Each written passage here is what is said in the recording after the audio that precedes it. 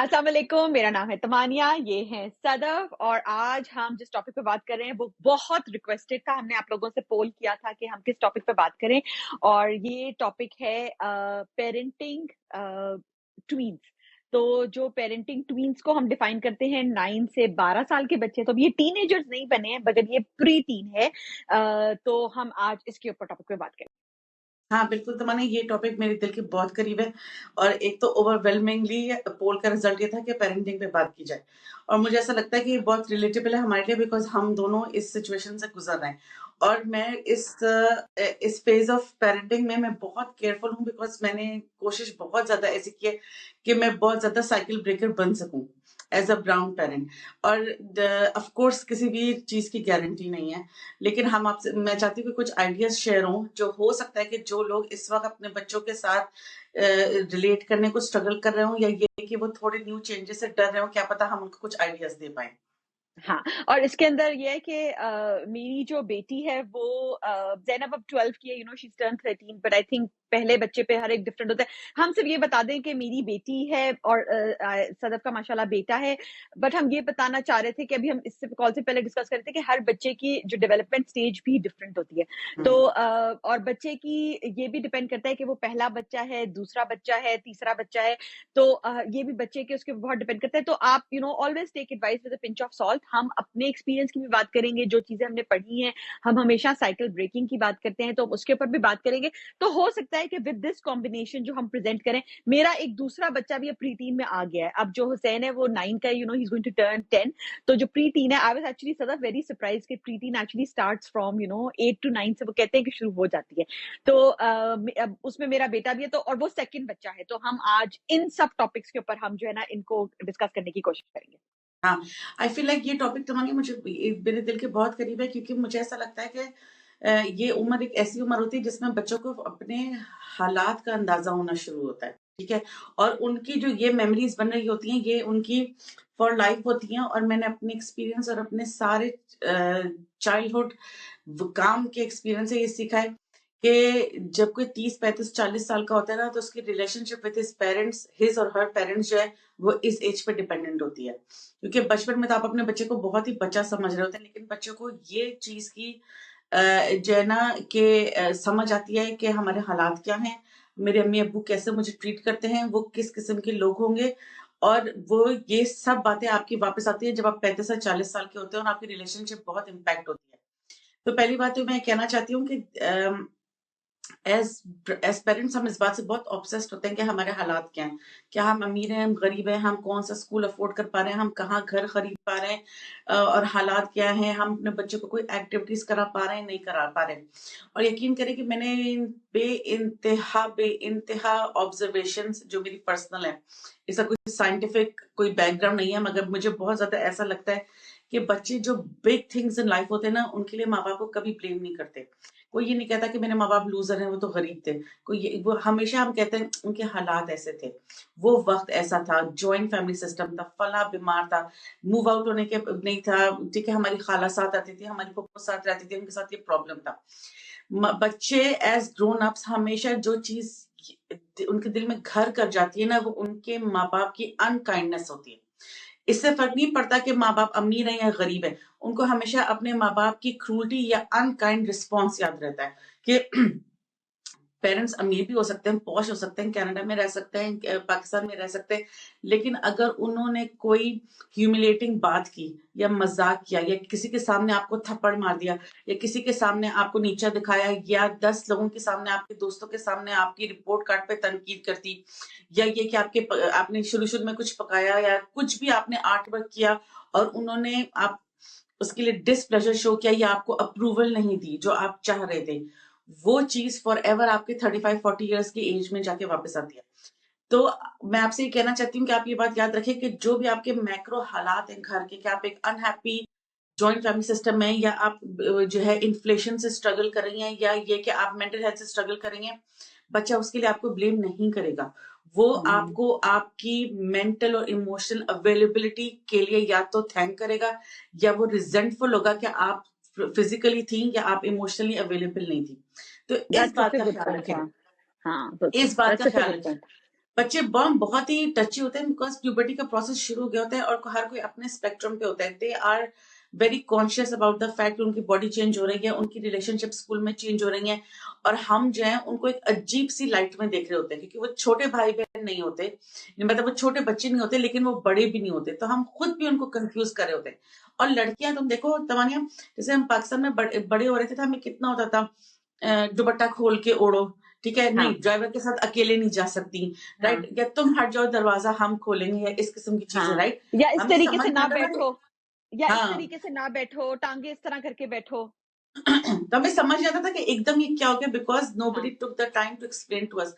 तो कि मैंने बेटा ये बड़ी चीज हो रही लर्न है। किया हाँ, कि जब मेरे बच्चे किसी चीज से स्ट्रगल कर रहा होता है मेरा बेटा, और मैं उस हमेशा कुछ सोच के उसे कहती हूँ कि पता है जब मैं इस एज की थी ना मुझसे ये बहुत बड़ी गड़बड़ हो गई.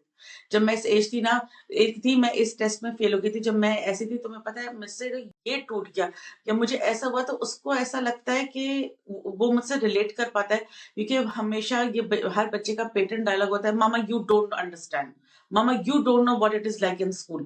तो जब बच्चा आपसे इस तरह कम्युनिकेशन की लाइंस ओपन रहती हैं उसको लगता है कि अच्छा ये भी बचपन में इस चीज से गुजरे. आप उसे अपनी जिंदगी का कोई बहुत ही मैसी वाकया सुनाएं कि अगर तुमसे ऐसा हो गया, तुम्हारे साथ ऐसा हो गया, तुम स्कूल में बुली हो रहे, तुम्हारे साथ रिजल्ट बुरा आ गया, या तुम अच्छा परफॉर्म नहीं कर पाए स्पोर्ट्स में, तो पता है मेरे साथ भी ऐसा हुआ था, मुझे पता है तुम पे हाँ, क्या बीत रही है. तो उससे हाँ, ऐसा होता है आपका बच्चा कभी ये नहीं समझेगा कि ओ ये जो मेरे साथ हो रहा है ये यूनिक है और इनको नहीं पता कि मुझ पे क्या गुजर रही हाँ, क्योंकि जो सदफ ने बात की ना, आई थिंक ये बहुत इंपॉर्टेंट पॉइंट है कि हम अब है. बच्चे उस स्टेज में आ गए जो 9 से 12 है कि हमारी भी मेमोरीज हैं। हमें याद है कि उस एज में छोटा बच्चा होना कैसा था। तो आप अपने मैं कई दफ़ा अपने बच्चों के बारे में ये सोचती हूँ कि जो मैं अपने अम्मा-अब्बा को देखती थी, अब मैं उस रोल के अंदर हूँ। तो ये बहुत इंपॉर्टेंट है कि आपकी भी मेमोरीज है, अब आपके बच्चे की भी होंगी, तो you actually can use that to your benefit, और आप अपने बच्चे के साथ अपने एक्सपीरियंसेस शेयर कर सकते हैं। क्योंकि इस पॉइंट पे ना बच्चे की एक सेल्फ बनने लगती है। तो क्योंकि उसकी सेल्फ बन रही है, तो आप उसको एज़ पेरेंट्स जो है, आप उसको, मुझे लगता है सिर्फ कई दफ़ा पेरेंट्स ना इस चीज़ को बहुत पर्सनली ले लेते हैं कि फॉर एग्ज़ाम्पल बच्चा अपने दोस्तों के साथ खड़ा हुआ है और आपने कहा, "तुमने मुझे सलाम नहीं किया, तुमने मेरी तरफ नहीं देखा, मैंने तुम्हें वेव किया था, तुमने वेव वापस नहीं किया।" आप बच्चे की स्ट्रगल समझें कि वो अपने दोस्तों के साथ खड़ा हुआ है, उस वक़्त उसके लिए कूल बनना ज़रूरी है। तो जो बच्चे की इन चीज़ों को ना पर्सनली लेना आप छोड़ दें, और आप अपने रिलेशनशिप पे काम करें।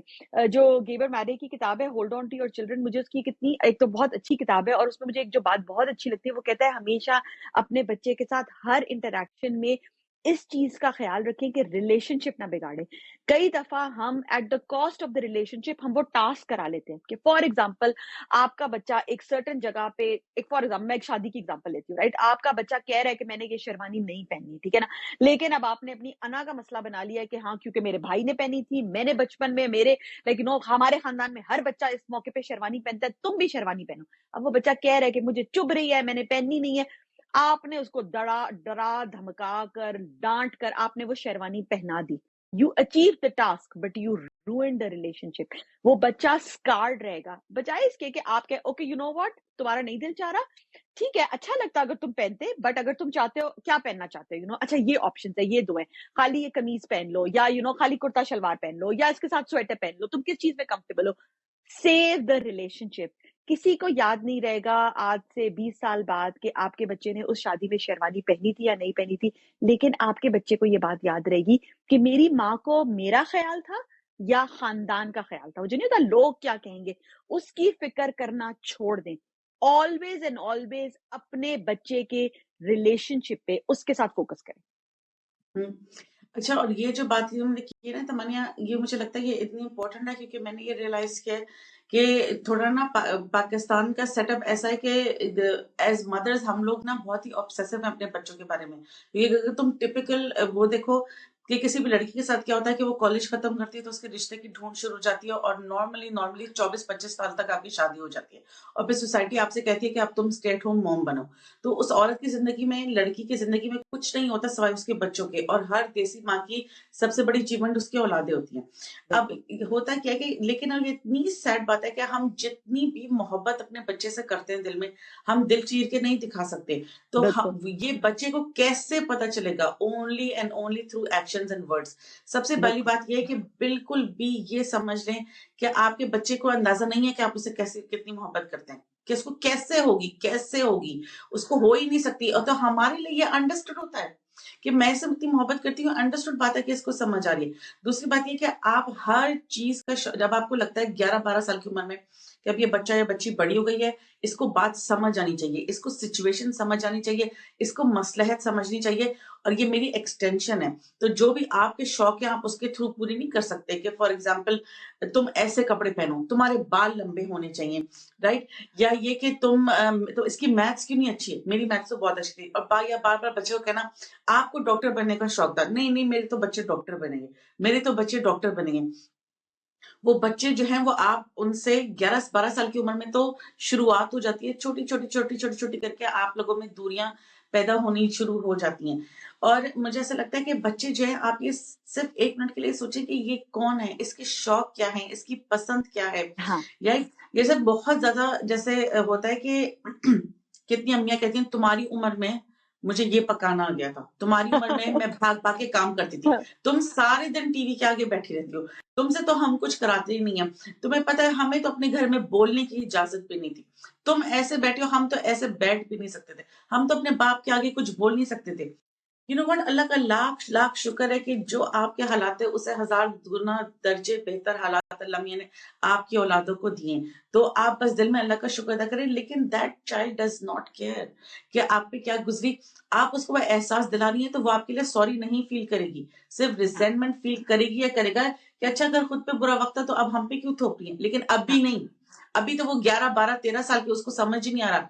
35-40 साल की बुढ़ापे की उम्र में उसको लगेगा कि क्या ये हमसे खुश नहीं थी, वाई, क्यों हमें अप्रूवल नहीं मिली इनकी। ये बहुत ही की पॉइंट है। एंड आई थिंक कि वन ऑफ द मेन जो ग्रोइंग अप मेरे साथ हुआ वो ये कि मेरी अम्मी को लगता था कि ये परफेक्ट एज है रिलीजियस हैबिट्स बिल्ड करने की। तो इस एज में हमारे घर में रिलीजन पे बहुत जोर आ गया था कि नमाज, क्योंकि हम लोग खेलते थे फ्रॉक या ड्रेस पहन के, तो जल्दी से सफेद शलवार पहनो, नमाज पढ़ो। या तो मेरी अम्मी बार बार जो थी वो ये कहती थी कि नमाज पढ़ो, नमाज पढ़ो। एंड नो मैटर पेरेंट्स कितने भी वेल मीनिंग हो, मुझे अपनी जिंदगी का सबसे बड़ा शौक लगा जब मैं ग्रोन अप हुई और यूट्यूब का जमाना आया और मैंने लेक्चर सुनने शुरू किए। तो क्योंकि मुझे ऐसा लगता था कि अल्लाह मियां के डिफॉल्ट स्टेट ऑफ एंगर है with me, and I am not a good Muslim. मुझे लगा कि ये कैसे हो सकता है कि I can be a good Muslim and Allah मियां की डिफॉल्ट स्टेट मेरे साथ जो है ऑफ लव हो सकती है। एंड आई फील लाइक ये कितना पॉसिबल है कि ये इसी एज में हम अपने बच्चों में कल्चर और रिलीजन इंस्टिल करने की कोशिश करते हैं, और उनको भी होश आ रहा होता है कि शलवार कुर्ता क्या है, गरारे लहंगे क्या हैं, चूड़ियां क्या हैं, शादियां कैसी होती हैं, खाने कैसे होते हैं, हमारी रिलीजियस हॉलीडेज क्या हैं। अब वो इस एज के होते हैं कि उनको शौक होता है कि हमें रमजान के 30 रोजे रखने दें, ठीक है, उनको ये चीज का शौक आता है। तो जब आप रिलीजियस वैल्यूज भी अपने बच्चों में इंस्टिल करें तो आप हमेशा इस बात का ख्याल रखें कि you can not raise perfect Muslims because it is हाँ an impossible thing, a perfect Muslim does not exist. अम्मी से मेरी अम्मी बार बार कहती थी कि कुरान में 700 जगह नमाज पढ़ने की ताकीद हुई है। And then now you realize कि आपके बच्चे पे भी उतना शैतान है जितना किसी और पे, एंड ही और शी विल फॉल्टर, मगर you have to teach them how to get up and pick up the religious values again, कि वो दीन से दूरी ना हो। अगर इस कि एज गॉड इज में आप, फॉरगिविंग।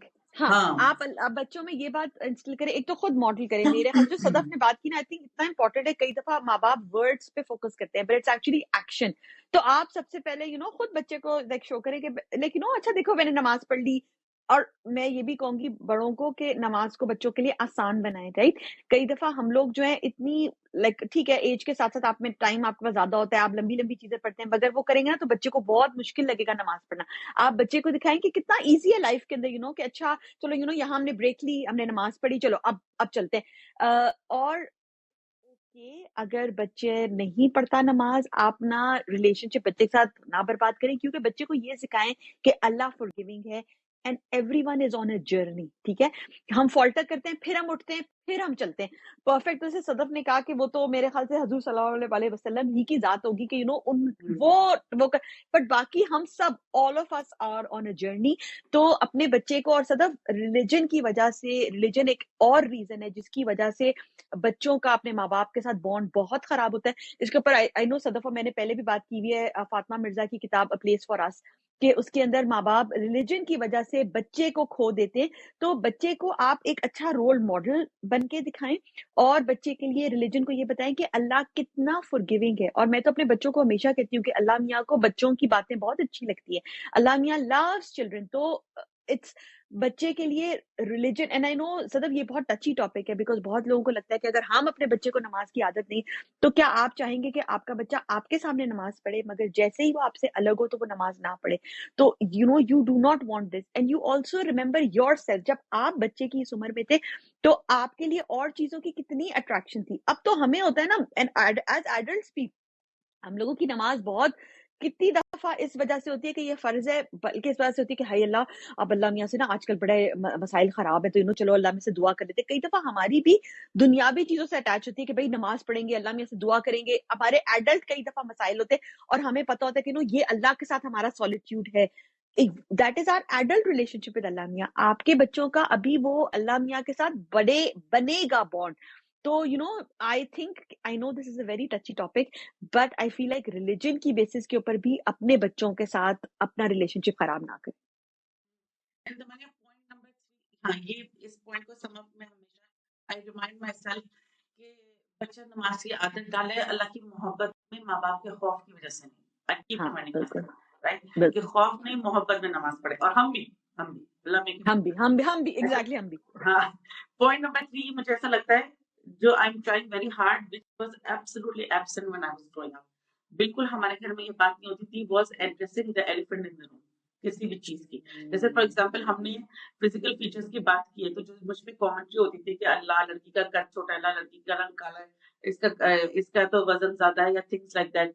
ये कि कभी आपके हालात अच्छे हैं, आपके पास पैसे की तंगी है, कभी आपके हालात बुरे फरावानी है, या ये कि आप एक बहुत ही डिफिकल्ट जॉइंट फैमिली सिस्टम में रह रहे हैं, और अब वहाँ पे बहुत आप एज़ अ बहू और एज़ अ बीवी आपके हालात बहुत मुश्किल हैं, आप एक अनहैप्पी मैरिज में, या ये कि आपको बस आप नौकरानी की तरह काम कर रही हैं, 20-20 लोगों की रोटियाँ पका रही हैं, या ये कि आपकी मेंटल हेल्थ सफ़र कर रही है, और आप कहीं कनाडा में, कहीं पाकिस्तान से दूर रह रही हैं, और आप अपने घरवालों को बहुत मिस करती हैं, जो भी।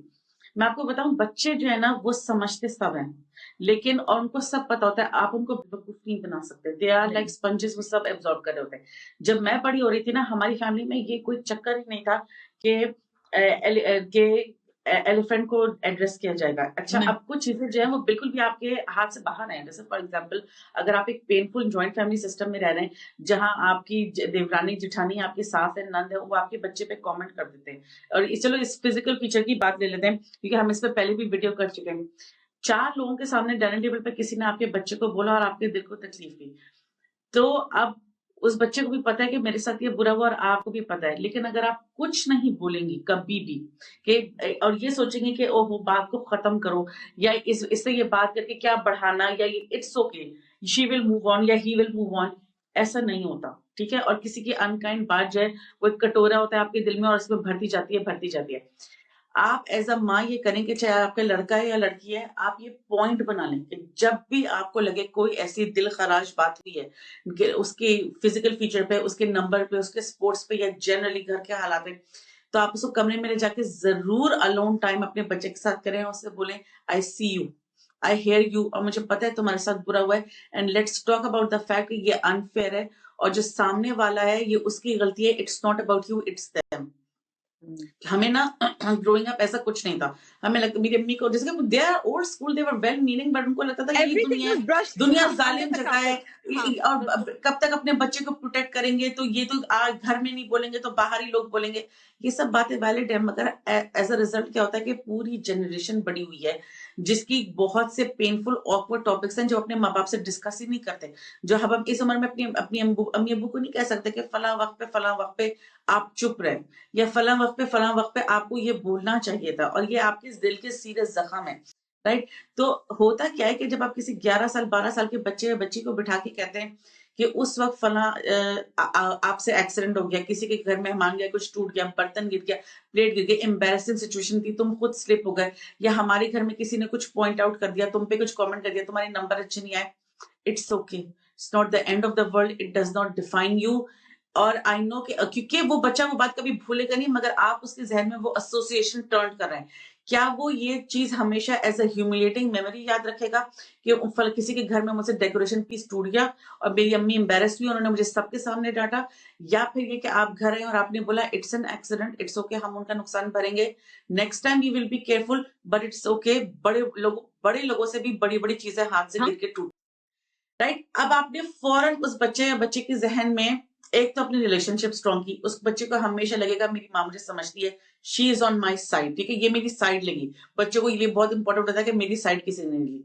दूसरी बात ये कि उसको लगेगा कि somebody is seeing me, कोई मुझे देख रहा है, कोई किसी को मेरी बात समझ आ रही है, किसी को मेरे दर्द का पता है, और भले दुनिया बाहर जालिम है, दादी नानी चचा खाला ताला जो भी, लेकिन मेरी अम्मी को मेरी बात समझ आती है। हाँ, ये जो कप फीलिंग है ना, ये इसका कोई कंपैरिजन ही नहीं है दुनिया में, बिकॉज बिल्कुल। इसमें इससे आपकी इतनी रेजिलियंस बिल्ड होती है और आपको ऐसा लगता है कि मुझ में फॉल्ट नहीं है, ये एक सिचुएशन है। तो सिचुएशन समझना और अपने आप को बुरा समझने में तमीज फर्क करना बहुत जरूरी है एज अ चाइल्ड, जो आप अलोन टाइम में अपने बच्चे से हैबिट बना लें कि आप करेंगी जब कोई चीज एम्बेरसिंग या पेनफुल होगी। That is such a good point Sadaf, that is such a good point. और इससे आपके बच्चे के साथ जो आपका रिलेशनशिप है ना, वो बहुत स्ट्रांग होगा, because the child wishes to be seen. And I know जब लोग हमसे सवाल करते हैं पेरेंटिंग का, तो बहुत लोग कहते हैं कि हम अपने बच्चे के साथ रिलेशनशिप कम्युनिकेशन कैसे बिल्ड करें। सो आपको उस बच्चे को उसकी दुनिया में ज्वाइन करना है, उसको अपनी दुनिया में लेकर नहीं आना। हर बच्चे की अपनी एक दुनिया होती है जिसमें उस बच्चे के इंटरेस्ट होते हैं। आपको लगेगा या मेरा बच्चा वीडियो गेम्स खेलता रहता है, क्या ये बच्चा मेरा मिस्टर बीस्ट की वीडियोस देखता है, ये क्या इसको इस चीज में इंटरेस्ट है, ये क्यों नहीं करता ये, बट वो आपकी पसंद है। पर आपका बच्चा एक होल अलग से इंडिविजुअल है, join them in their world. उनके साथ बैठ कर एक मिस्टर बीस्ट की वीडियो देखें और क्या अच्छा इसके अंदर ये होता है, अच्छा उनसे डिस्कस, वो बच्चा भी हैरान हो जाएगा कि मेरी माँ मेरे साथ बैठ के यूट्यूब पे वीडियो देख रही है। Join them. आपको हो सकता है वो चीज इंटरेस्टिंग ना लगे, लेकिन वो एक जरिया है अपने बच्चे तक पहुंचने का, क्योंकि उससे आपका बच्चा जो है वो फील करेगा अच्छा इनको मेरी बात में इंटरेस्ट है। फिर बैठकर कोशिश करें कि जो जैसे कुछ मौके होते हैं फैमिली टाइम के, बैठ के खाना साथ खाएं, उसके अंदर खुद पहले सबसे प्रैक्टिस करें कि अपना फोन साइड के ऊपर रखें, बच्चे से ऐसे सवाल पूछें जो उनको इंटेरोगेशन ना लगे, बल्कि उनके बारे में उनके इंटरेस्ट के बारे में बात करें। फिर आहिस्ता से वो कहते हैं ना कि जब बच्चा छोटी चीजों के बारे में बात करेगा, उसी में आपको बड़ी बात पता चल जाएगी। कि आपको कोई बच्चा ये नहीं आकर बताएगा कि मुझे कोई स्कूल में बुली कर रहा है, बल्कि वो जो उसकी छोटी छोटी बातें होंगी उससे आपको बड़ी बात का पता चल जाएगा। तो बहुत दफा लोगों को ये लगता है कि जो ये 11-12 साल के बच्चे हैं, क्योंकि ये अपने शेल में जाने लगते हैं, तो माँ बाप भी जो है ना उनकी स्ट्रैटेजी एक बहुत ऑफेंसिव हो जाती है कि बाहर आओ कमरे से, बात क्यों नहीं कर रहे, नीचे आओ, ये करो। आप अगर इस तरीके से करेंगे तो आपका बच्चा मजीद आपसे दूर होता रहेगा। इस वक्त बच्चे के साथ आपको जितनी पेशेंस की जरूरत है, मुझे लगता है इस वक्त बच्चे के साथ आपको मेरा इस वक्त एक बेबी भी है और एक मेरा ट्वीन भी है, टॉडलर और ट्वीन, मैं दोनों को देख रही हूँ। लेकिन मुझे लगता है कि जो ट्वीन है उसको भी इफ नॉट मोर उतनी ही अटेंशन की जरूरत है, but there is a difference, उनको मेरे अवेलेबल होने की जरूरत है। तो जिस वक्त वो अपना काम कर रहे हैं कर रहे हैं, बट आप पेरिफेरी में जरा देखते रहे कि अच्छा इनकरेज देम टू, बट जब उनको आपकी जरूरत हो you are available, you are there for them, right. और फिर उस वक्त उनको किसी रिजेंटमेंट के बगैर मिले, उस वक्त उनको ताने ना देने शुरू कर दें कि अच्छा मैंने तो तुम्हें पहले ही कहा था तुम्हें मेरी जरूरत पड़ेगी। No, just be there without judgement, उनकी मदद करें and then encourage them to do things on their. तो it's a very fine balance कि आप उनकी जिंदगी को कंट्रोल ना करें, क्योंकि आप उनकी जिंदगी को कंट्रोल नहीं कर सकते। Now you are teaching them how to be on their own, this is those steps of development, पर आप वहां अवेलेबल हो क्योंकि दे स्टिल नीड यू। लगता ये है कि उनको आपकी जरूरत नहीं है, मगर वो अभी भी बच्चे हैं और वो उस ट्रांजिशन फेज में है बच्चे से बड़े होने के। और तो मानिए ये जो बात है ना कि दे नीड यू, तो दे ऑल्सो नीड यू ताकि वो किसी से अपने डीपेस्ट डार्केस्ट थॉट्स कह सकें।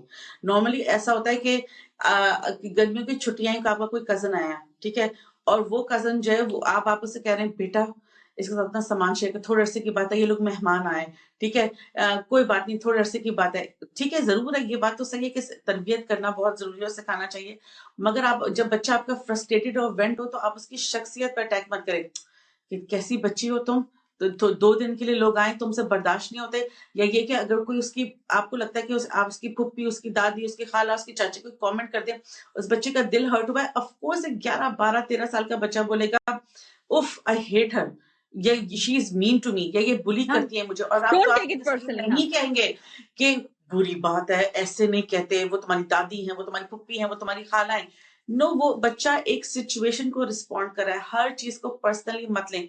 देखिए ये लड़की ऐसा कैसे सोचती है, ये बच्ची या बच्चा ऐसा क्यों है, इसने अपने फला रिश्तेदार के बारे में ऐसा क्यों बोला, नहीं, वो एक, आप उस पर एक ठप्पा नहीं लगा सकते।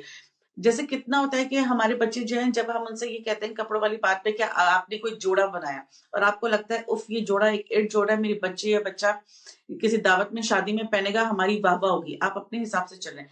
उसके बाद जब बच्चियों में आपस में लड़ाई होती है तो आप कहते हैं बदतमीज लड़की, ना कदरी, ना फरमान लड़की या लड़का जो भी, राइट, मुझे ये बहुत सुनने को मिलता था, इसलिए मेरे मुंह से लड़की निकलता है। और इतना महंगा तुम्हें जोड़ा दिलाया, ये फायदा क्या हुआ अलमारी में कपड़े भरे में, और जब तुम लोगों ने जाना है तो लोगों के सामने ऐसे कपड़े पहन के जाना है। अब ये क्या बात है, ये टोटल शख्सी अटैक है, टोटल। और आप किसी की जात पे, किसी की शख्सियत पे, बच्चे की स्पेशली अटैक नहीं कर सकती। वो एक हर चीज को अबाउट द सिचुएशन बनाए। किसी बड़े ने हाँ, कोई बात बोली, किसी बच्चे ने बिल्कुल। बुली किया, किसी को कपड़े नहीं पहनने, उसको वो कपड़े चुभ रहे हैं, उसको वो जूता अनकंफर्टेबल लगता है, वो उस पार्टी में ऐसा कोई दोस्त नहीं है, उसके लिए बोरिंग होगा, कुछ भी होगा, वो सिचुएशन को एड्रेस करें सिचुएशन, और हाँ, और अपने, एग्जैक्टली हाँ, उसके अपने बच्चे बच्चे को को मेंटेन थैंक ना यू करें। बोलें। हाँ, हाँ, और ये कि अगर आपका बच्चा, ठीक है, अब आपकी पॉलिसी है, जैसे मेरी है, मैं अपने बच्चों को घर में अकेला नहीं छोड़ती।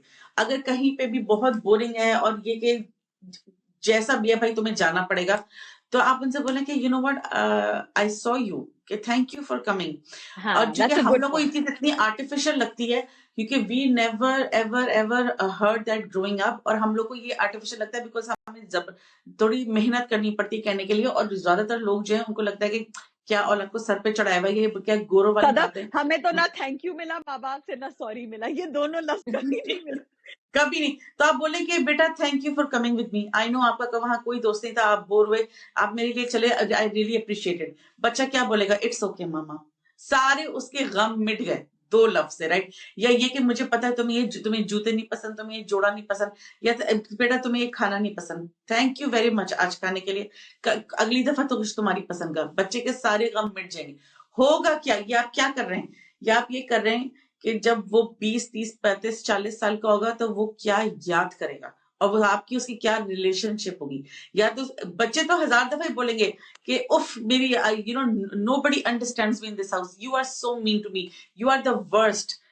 तो अपने आप को रख के सोचें कि जब आप 12-13 साल के थे, आपकी भी आपकी अपनी मम्मी से लड़ाइयां होती थी, तो क्या उसकी वजह से आप आज मोहब्बत नहीं करते? ऑफ कोर्स आप करते तो हैं, लेकिन वक्त, ये जो मुश्किल वक्त होता है 10 से 18, 10 से 16 साल का, घर का माहौल और रिलेशनशिप बनाने में आपका हाथ होगा, क्योंकि आप बड़े हैं और आपको समझ आ रहा है कि बच्चे के साथ क्या हो रहा है, बच्चे को नहीं समझ आ रहा। तो हाँ, एंड हाँ, आप रिस्पॉन्सिबिलिटी लें इस बात की। आपने, और Sadaf we have to heal ourselves first, right? So कई दफा इन चीजों में जो चीज हमें बच्चे के की ट्रिगर करती है बिहेवियर की, वो हमें इसलिए ट्रिगर कर रही होती है बिकॉज वो हमारे किसी जिंदगी के अनहील्ड पार्ट को टच कर रही होती है, कि मैंने तो अपनी अम्मी के लिए उस दिन वो गरारा पहन लिया था, मेरा तो दिल नहीं चाहता, तुम क्यों नहीं पहन सकते? तो अब सबसे पहले अपने आप को हील करें, और पेरेंटिंग के लिए ये बहुत जरूरी है कि आप साइकिल ब्रेकर बने। तो आप अपने बच्चे को वही वाला जो और ये तो कई दफा कहा जाता है कि हर जनरेशन की पेरेंटिंग डिफरेंट होती है, तो हो सकता है कि आपके माँ बाप भी आपको ये कहें कि तुमने अनोखा तरीका अपनाया है अपने बच्चों को पेरेंट करने का, हमारे जमाने में तो ये होता था। उनकी बात सुन लें, लेकिन करें वो which works for your family, because आप अपने बच्चे के लिए एक फिल्टर है, एक बैरियर है बाकी दुनिया से। तो ये आपकी जिम्मेदारी है, माँ बाप बनना आसान काम नहीं है। और अब जो हम बात करते हैं ना कि अपने बच्चे के साथ आप कैसे एक रिलेशनशिप बिल्ड करें, जो ट्रस्ट का हो, कम्युनिकेशन का हो। तो इसमें बहुत वक़्त लगता है। आपको अपने बच्चे के साथ वक़्त सर्व करना पड़ेगा। आपको उसके साथ बच्चे के साथ उसकी दुनिया में जाके टाइम गुज़ारना पड़ेगा। आपको वो रिलेशनशिप बिल्डिंग काम करने पड़ेंगे जिसकी हमने इसके अंदर बात की। आप ये नहीं कर सकते कि आप अपने बच्चे को हर रोज़ उसके ऊपर लान-तान करें, उसको शेम करें और आप एक्सपेक्ट करें कि वीकेंड के ऊपर हम एक फैमिली एक्टिविटी करेंगे और हम एक गेम खेलेंगे और हम सब बहुत एन्जॉय करेंगे, क्योंकि आपके ज़हन में एक इमेज था कि हम अपनी फैमिली के साथ बैठ के स्क्रैबल खेलते थे, तो मेरा बच्चा भी खेलेगा। नहीं, वो नहीं होगा। उसको करने के लिए आपको कई स्टेप्स जिनमें बहुत सारा पेरेंट का काम है, क्योंकि आप पेरेंट हैं और वो बच्चा है, तो वो आपको करने पड़ेंगे। उसके बाद वो सारे बात आते हैं कि एज़ अ फैमिली आप टाइम स्पेंड करें। और कई दफ़ा होगा सदब, आपके ज़हन में होगा कि ओह! आज तो मैं अपने बच्चों को मैंने अपने बच्चों के साथ पूरा दिन गुज़ारा, मैंने उनके साथ पिकनिक की, ये की, और ये बच्चे क्या अनग्रेटफुल हैं, कंप्लेन कर रहे हैं। वो भी बच्चे हैं, हम भी कितनी दफ़ा ये करते हैं। तो कोई एक किसी का वो जो कहते हैं ना, let it go, concentrate on the positive points. Even अपने बच्चों के साथ जब दिन को रिकैप करें, तो पॉजिटिव चीजों के बारे में बात करें कि आज हमने ये किया। बच्चों को भी इस चीज की आदत डालें। हम कई दफा ये करते हैं कि हम एकदम से फ्रस्ट्रेट हो जाते हैं कि क्या मैं तुम्हें ये लेकर आई और ये लेकर आई और तुम लोगों ने पूरा सब कुछ बर्बाद कर दिया। हो सकता है बच्चे को भूख लग रही थी, हो सकता है वो थक गया था, हो सकता है कुछ और चीज हो गई हो। तो इन चीजों को लेट गो करें। तो और ये बहुत ज़्यादा, हम ये नहीं कह रहे ये आसान काम है, इसमें बहुत पेशेंस दरकार है।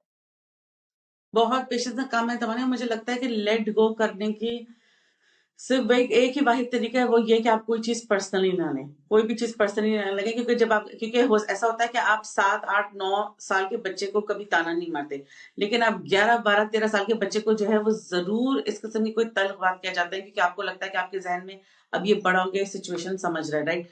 तो अब आपको लगता है कि जैसे फॉर एग्जाम्पल बच्चे ने बोला कि कुछ भी, जैसे ये बात हुई कि थका हुआ है, टेंट्रम हो गया या जो भी, तो आप इसे कहते हैं कि एक जो माँ बाप जो है, देसी माँ बाप, वो लोग ये कितना करते हैं एहसान जताने वाला, जैसे स्पेशली माएं, तुम लोगों की खातिर मैंने तो जॉब नहीं की, मेरा करियर खत्म हो गया, तुम लोगों की वजह से इतने school and pick and drop के मेरे हाथ पैर सारे काले हो गए, राइट। या मैं नौकरानियों की तरह दिन भर काम करती हूँ और आखिर में ये सुनने को मिलता है। उस बच्चे ने जो भी, उस बच्चे को आपने पैदा किया और ये सारे फैसले आपके थे।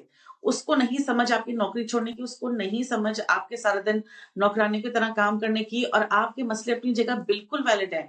लेकिन बच्चे पे जब आपने एहसान जताया ना कि तुम्हारी वजह से ये क्या, अब आपने उसके ज़हन में बात बिठा दी कि वो बोझ है। लेकिन अच्छा, हम लोग तो कह के फारिग हो जाते हैं। होता क्या है कि बच्चे के ज़हन में ये बात बैठ गई। अब अगर आपसे कोई 3 साल, 5 साल बाद आपसे कोई बोले कि तुम अपने बच्चे को बोझ समझते हो, तो हम तो घबरा जाएँगे। नहीं, बोलेंगे हाँ। नो नेवर, हमने कब ऐसा किया? मगर बच्चे को ज़हन में ये बात बैठ गई कि मुझे पिक एंड ड्रॉप करना मेरी अम्मी को बहुत मुश्किल पड़ता था।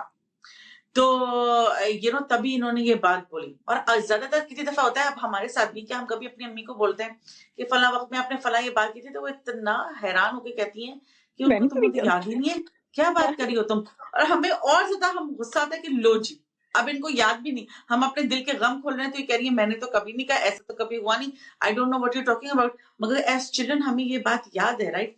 तो ये जो है, it takes years and years of practice. कभी आपको कंट्रोल नहीं होता कि गुस्से में आपके मुंह से क्या निकल जाए। आप भी थके हुए हैं, फ्रस्ट्रेटेड हैं, 100 मसले जो मसलतें हैं, खानदान की, हालात की, पैसे की, बच्चा नहीं समझ रहा, चले आप गुस्से में ये बात बोल गए। अब क्या होगा? अब ये होता था कि जब हम ग्रो अप हो रहे थे, हमारे घर में कोई भी सिचुएशन हुई, कहा सुनी हो गई, घर में टेंशन का माहौल है। अब हम लोग घर में घबराए घबराए घूमते थे कि हमें डांट पड़ जाएगी, और रिलेशनशिप ठीक करने की जिम्मेदारी बच्चों पे होती थी कि हम अपने यस। माँ बाप का मूड ठीक करेंगे। जब मुझे लगता है कि जब मैंने पहली दफा ये बात सीखी कि जब मेरा मेल्टडाउन हो गया और मेरे बच्चे अब सहम के चुप बैठे हुए हैं, तो मैं उनसे बोलूं कि अच्छा, आई am sorry, I had a meltdown, मुझे गुस्सा आ गया था, it was uncalled for, I am sorry. तो बच्चों को लगता है कि इट इज ह्यूमन। अब सबको गुस्सा आता है, और हमारी अम्मा को भी गुस्सा आया, उन्होंने भी किया, लेकिन अब देखो वो हालात नॉर्मल करने आई हैं। जब हम बड़े हो रहे थे, हमें कोई कॉन्सेप्ट ही नहीं था कि हमारी अम्मी जो है वो गुस्सा करेंगी, डांटेंगी, तो और फिर वो आके बोलेंगे अच्छा, आई एम सॉरी। ये तो हम सोच भी नहीं सकते थे। हमें अच्छा होमवर्क करना हम ही होता था, जाते थे, हमें वक्त हम पे ही नमाज जाते पढ़नी होती थी, हमें हाँ। अच्छा बिहेवियर से अपनी अम्मी को खुश करना होता था।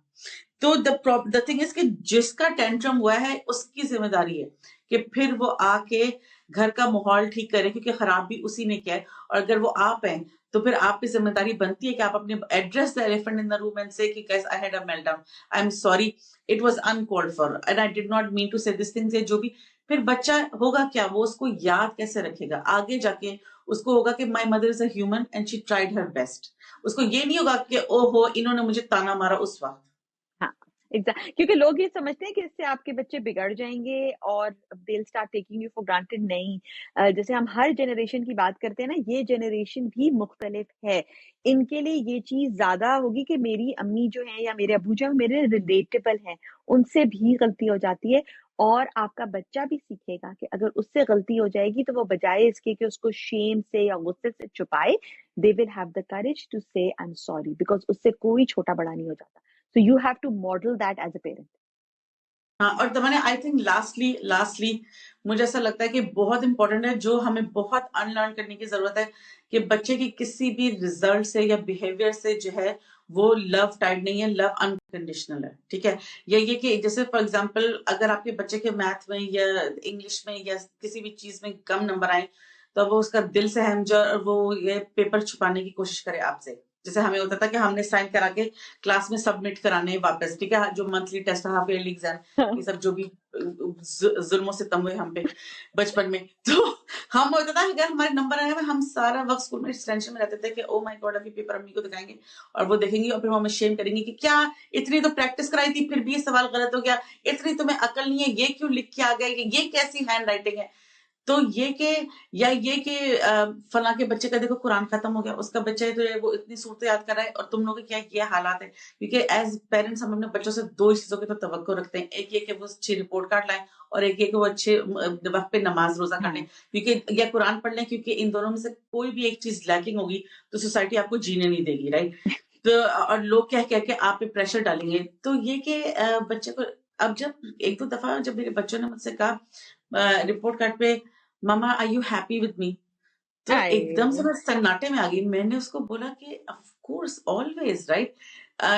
कोई भी इंसान ऐसा रोबोट तो नहीं पैदा किया हमने कंप्यूटर के वो हर चीज में 100/100 100/100 लेगा। तो आप अपने बच्चे से उम्मीद रखेंगे कुछ उसकी स्ट्रॉन्ग पॉइंट्स होंगे, कुछ उसके वीक पॉइंट्स होंगे। जो उसके स्ट्रॉन्ग पॉइंट्स है उसकी वजह से उसको सर पे मत बिठाएं, जो उसकी वीक पॉइंट्स है उसकी वजह से उसको जलील ना करें। वो एक इंसान है, उसमें हर हाल में, और आपके हर बच्चे, अगर आप 4 बच्चे हैं तो 4 बच्चे मुख्तलिफ होंगे। मुख्तलिफ तो होंगे। ये कि हमेशा याद रखें कि वो बच्चा जब आपके पास कोई चीज लेके आया है, अपना कोई रिजल्ट रिपोर्ट कार्ड लेके आया है, तो इंतहा से ज्यादा वुल्नरेबल मोमेंट है उसके लिए, क्योंकि वो आपका पहला रिएक्शन जज कर रहा है। कि आप बोलेंगी हाय अल्लाह इतने कम नंबर, या आप बोलेंगी अल्हम्दुलिल्लाह you did your best and that is all we needed from you, कि हाँ, रिजल्ट जो है वो छोड़ दो, बस मेहनत करो। तो बिल्कुल। ये चीज जो है ये कि उससे फिर आगे बढ़ते जाते हैं, फिर क्या होता है, ये रिपोर्ट कार्ड से शुरू होता है। फिर इस चीज से शुरू होता है कि कौन ज्यादा, किसका रंग हो रहा है, किसका कद लंबा हुआ, हाँ, किसका रिश्ता जल्दी हुआ, किसकी कहाँ एडमिशन हो गया, कौन डॉक्टर बन रहा है, किसकी बाहर शादी हो गई, किसके पास ज्यादा पैसा है। फॉर एवर एंड एवर बच्चे के जहन में कश्मकश चलती रहती है कि हमारे सिबलिंग्स में से हमारे माँ बाप का फेवरेट कौन है, किसके पास ज्यादा अप्रूवल है, वो हमसे खुश है या नहीं है। और माँ बाप जो है वो तो बेखबर होते हैं, क्योंकि उनको पता भी नहीं होता बच्चों के दिलो दिमाग में क्या चल रहा है। अब ये 10 11 12 साल की उम्र से शुरू हुई है कि जब आपका बच्चा कुछ भी आपके पास शिकायत लेके आए या रिपोर्ट कार्ड लेके आए, तो आप जो पहला रिएक्शन है वो बहुत सोच समझ के संभला हुआ बैलेंस रिएक्शन थे। हाँ, बिल्कुल। और हम कई दफ़ा कहते हैं कि अपने बच्चों को कंपेयर ना करें एक-दूसरे से, but it is easier said than done. Because होता ये है कि इर्द-गिर्द के लोग आपसे पूछेंगे, तो सबसे पहला इसका ये करें कि दूसरे लोगों से उनके बच्चों के बारे में पूछना छोड़ दें, right? Stop asking other people कि आपके बच्चे ने कुरान खत्म कर लिया, आपके बच्चे का क्या ग्रेड आया? क्योंकि जब आप यू विल रियलाइज़ दिस, अगर आप दूसरे लोगों से पूछना छोड़ देंगे, तो आहिस्ता-आहिस्ता लोग आपसे भी पूछना छोड़ देंगे। तो दिस इज़ लाइक, वो नहीं होता कि ये आई नो कि लोगों को लगता है नहीं-नहीं ये नहीं होगा, लोग मुझसे पूछते रहेंगे, बट ट्राई इट, ये होता है। अगर आप दूसरे लोगों में इंटरेस्ट लेना, बच्चों में इंटरेस्ट लेना छोड़ देंगे, लोग आपसे भी कर देंगे, कम कर देंगे। और उससे फिर ये होगा कि आप पे प्रेशर कम होगा, but you have to learn how to deal with that pressure, because आपने अपने बच्चों को प्रोटेक्ट करना है। और ये कहना बहुत आसान है कि हम अपने बच्चों को अनकंडीशनल लव करते हैं, लेकिन हम अपने एक्शन से ये शो नहीं करते। So you always have to show. और ऑफ कोर्स आप अपने बच्चे से कह सकते हैं, आपका बच्चा खुद ही आप खुद सेल्फ रिफ्लेक्ट करेगा। वो आपको खुद अपनी मिस्टेक्स दिखाएगा कि अच्छा मैंने ये किया था। You can talk to him about it कि हाँ, ये तो आपको आता है, मे बी नेक्स्ट टाइम आप इसको दोबारा चेक कर सकते हो। मे बी लाइक आप उससे खुद उन स्ट्रैटेजीज के बारे में बात करो, because that is how life is. कोई भी एक रिजल्ट आपको डिफाइन नहीं करता, it is always what you do with it. So अपने बच्चे के अंदर वो स्किल्स डेवलप करें। और सदफ ने एक दफा बहुत अच्छी बात की थी कि बच्चे के लिए ना आप सेफ स्पेस होना चाहिए। कि सदफ ने बात की थी कि हमारी एक और वीडियो के अंदर कि उसके बच्चों ने कहा कि मामा जो स्कूल है वो पेरेंट्स को कॉल कर देगा, ये कर देगा। And Sadaf like yes that's me. So अपने बच्चे के लिए you are suppose to be that safe space for them. बजाय इसके कि आपका बच्चा, उसको पता हो कि बस अब तो छितर और चपेड़ और इस किस्म की बातें आएंगी। rather than that, you be that safe space for them कि बच्चे को पता है कि my parent is someone who is my safe space, जो मुझे अनकंडीशनली लव करता है। क्योंकि जो हमने इस वीडियो के शुरू में बात की कि आप एक्शन मॉडिफिकेशन में शेम को इस्तेमाल ना करें। कई दफा पेरेंट्स अपने लव को विदहोल्ड करते हैं बच्चे का एक्शन मॉडिफाई करने के लिए। वो एक बहुत शॉर्ट टर्म स्ट्रैटेजी है। शॉर्ट टर्म में यस इट विल वर्क। आपका बच्चा, जब आप अपना लव विदहोल्ड करेंगे तो आपका बच्चा आपकी अप्रूवल सीख करने के लिए वो बच्चा अच्छा बिहेव करेगा। लेकिन उस बच्चे के अंदर जो बिहेवियर मॉडिफिकेशन है वो हमेशा इंट्रिंसिक होनी चाहिए। वो बच्चा इसलिए अच्छा करे because he wants to do well, not because he seeking your approval. Because ये क्या होगा, आहिस्ता आहिस्ता वो आप दुनिया का अप्रूवल, वो बच्चा पपेट बन जाएगा। और एक दिन ऐसा जरूर आएगा कि उस बच्चे में सेल्फ रियलाइजेशन आएगी। यू वांट कि वो बच्चा इंट्रिंसिकली मोटिवेटेड हो। तो आप उस बच्चे के बिहेवियर को जैसे ना उसको कहें कि yes good for you, I am so proud that you did it. और जैसे सदर ने कहा कि अच्छी चीज पे भी उसको ज्यादा ना चढ़ाएं, मगर अगर उससे गलत होता है तो उससे कहें you know what, it's okay, you tried your best, now let's look at some strategies that you can improve this. तो आप उस बच्चे के अंदर उसको वो स्किल्स दे, इंट्रिंसिक स्किल्स दे, बजाय इसके कि आप अपनी उसको I am so proud of you, I am so, no, this is not about you, this is about that child. और क्योंकि this is difficult for us because this is how we were, हम बड़े हुए थे कि हमारे parents अपने love को यूज करते थे एज अ टूल हमारी बिहेवियर मॉडिफिकेशन में। तो as we have learned as a very anxious generation कि eventually एक time आता है कि it stops working, and your children will figure out what sort of a parent you were, right? So हमेशा हमेशा long term सोचें, हमेशा relationship के बारे में सोचें। और हम यहाँ सिर्फ इस एज ग्रुप की बात कर रहे थे 10, 11, 12 की, क्योंकि यहाँ बच्चा बदलना शुरू होता है। टीनेजर्स के तो होल डिफरेंट एक स्पेक्ट्रम आता है। बट यहाँ मैं और सदफ इसलिए ये बात करना चाहते हैं, and I am sure Sadaf इसके अंदर अभी भी बहुत लोगों के सवाल होंगे। So we invite those questions, right? अगर आपको लगता है इन पॉइंट्स के अंदर कि हम किसी फर्दर पॉइंट के ऊपर एलैबोरेट करें, so we would love to do that.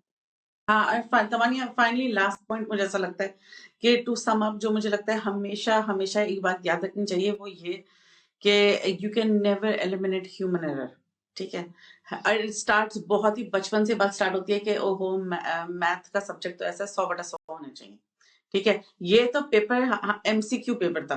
ठीक है, ये तो 100% तुम्हारे आ सकते थे।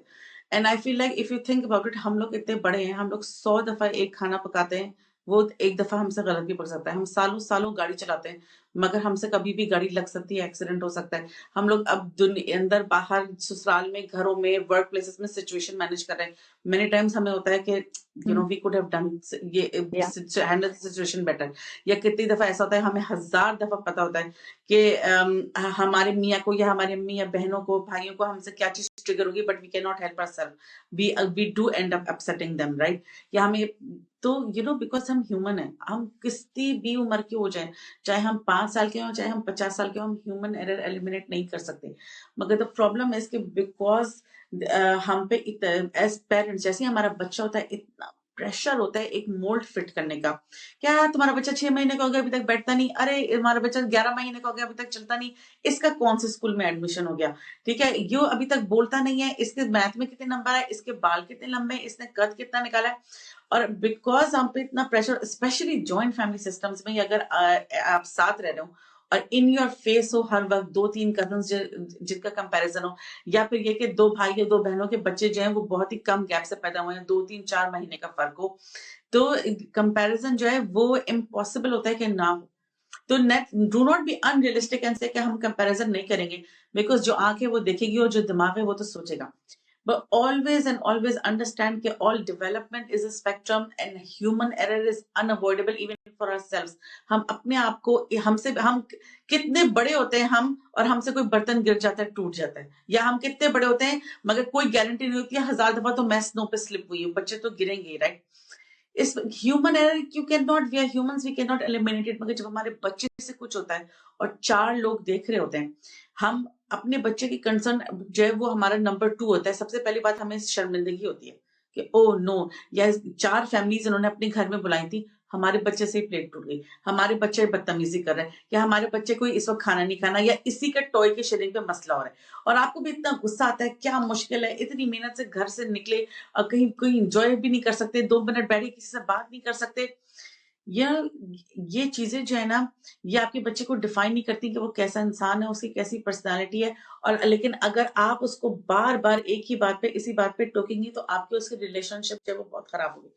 Always let your children be human. उनसे प्लेट टूट गई, किसी के सामने उन्होंने आपको और आप किसी मेहमान आए, उसके बाद चले गए, आप अपने बच्चे को डांट रहे हैं, उनके सामने तुमने इतनी बदतमीजी से जवाब दिया। 4 दफा मैंने तुम्हें बोला वो प्लेट लेके आओ तो तुम उठे, पहली दफा में क्यों नहीं गए? फलां के बच्चे को देखा एक आवाज में बात सुनता है, या बदतमीज लड़की या बदतमीज लड़का, फलां के बच्चे देखो कैसे होते हैं। यू नो वाई, कैसे? जब आपने किसी को ह्यूमन पैदा किया, ह्यूमन एरर कैसे एलिमिनेट होगा? जस्ट लाइक तो एग्जैक्टली, सो नेक्स्ट या टाइम जब लोग आने लगे उस वक्त डिस्कस करेंगे, जब लोग आएंगे हम उनसे सलाम करेंगे, आई कांटेक्ट करेंगे, तो वो टाइम है बच्चे को याद कराने का। बट एज सदफ से कीप रूम फॉर, बिकॉज लोग कहेंगे अच्छा आप बच्चे अपने बच्चों को जंगली छोड़ दें, नहीं, आप उनको बता रहे हैं, आप उनको वो टूल्स दे रहे हैं जिंदगी के। बट जैसे हम कभी कोई चीज 100% नहीं कर सकते, तो बच्चे भी फॉल्टर करेंगे।